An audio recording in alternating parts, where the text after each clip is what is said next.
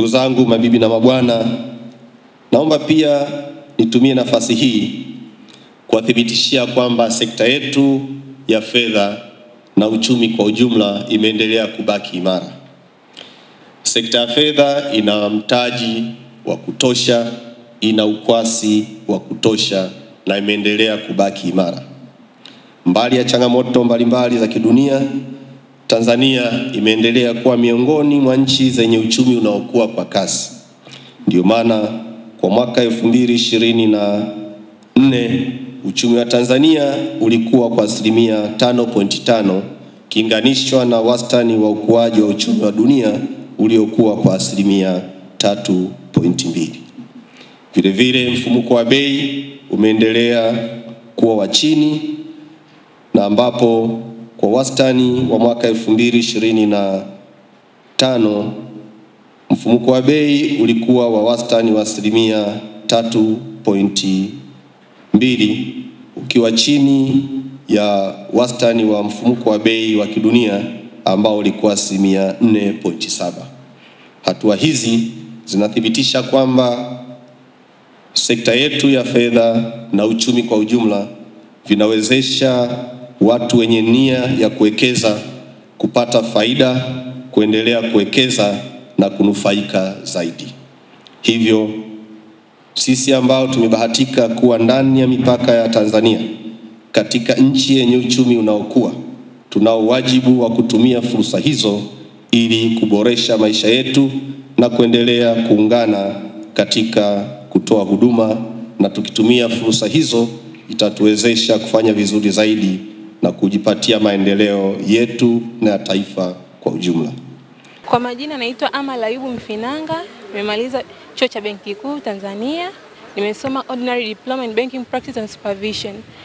Kwa siku ya leo kwenye mahafali ya 4 ya mwaka 2025 tarehe 28 Novemba, Gavana wa Benki Kuu ameelezea kwamba chuo hichi kinatoa elimu bora, na sisi tumeshuhudia hilo na tumeliona hilo, na tunashukuru pia kwa sababu tumepata nafasi hiyo ya kupata hii huduma katika chuo cha Benki Kuu. Na pia katika chuo cha Benki Kuu, mwanafunzi kama mwanafunzi ama mwananchi inabidi uwe na integrity kubwa, uwe na confidentiality na transparency. Kwa majina naitwa Richard Paul Anjile, nimemaliza BOT Academy kwenye kozi ya postgraduate diploma ya masuala ya usimamizi wa fedha.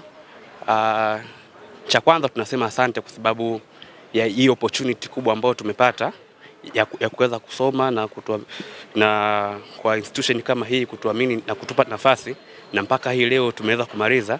Hicho cha kwanza. Lakini cha pili pia kutokana na speech ya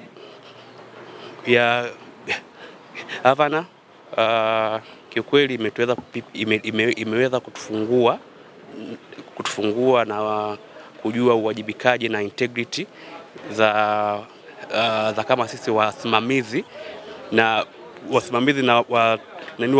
kifedha. At the end of the day mtu ambaye anakuja kudeposit, kufanya transaction, apate ule uaminifu wa kuja kudeposit pesa zake, na anapo deposit pesa zake obviously anatengeneza yale mahusiano mazuri na taasisi za kifedha. Asante. Naitwa Shadrack Mijinga Enoch, ni mhitimu.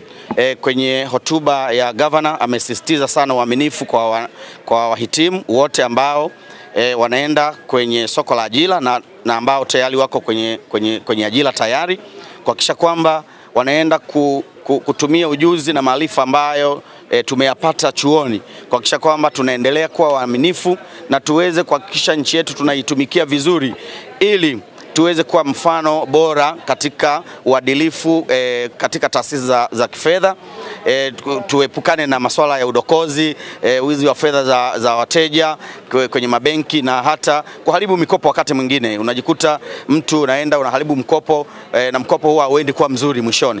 Kwa hiyo Governor amesisitiza sana kuhakikisha kwamba tunakuwa kwenye mlengo ambao tumefundishwa maadili, na amesisitiza hawatasita kufuatilia wafanyakazi wote ambao wako kwenye industry kuhakikisha kwamba wanawachukulia hatua stahiki. Nipende kuwaasa vijana wanaomaliza kwamba tunaingia kwenye soko la ajira Kuna changamoto nyingi, naelewa wengi wameajiriwa, hasa wale wa postgraduate wako kwenye mabenki, lakini naomba sana mkumbuke, mtekeleze kile mlichoelekezwa na wahadhiri.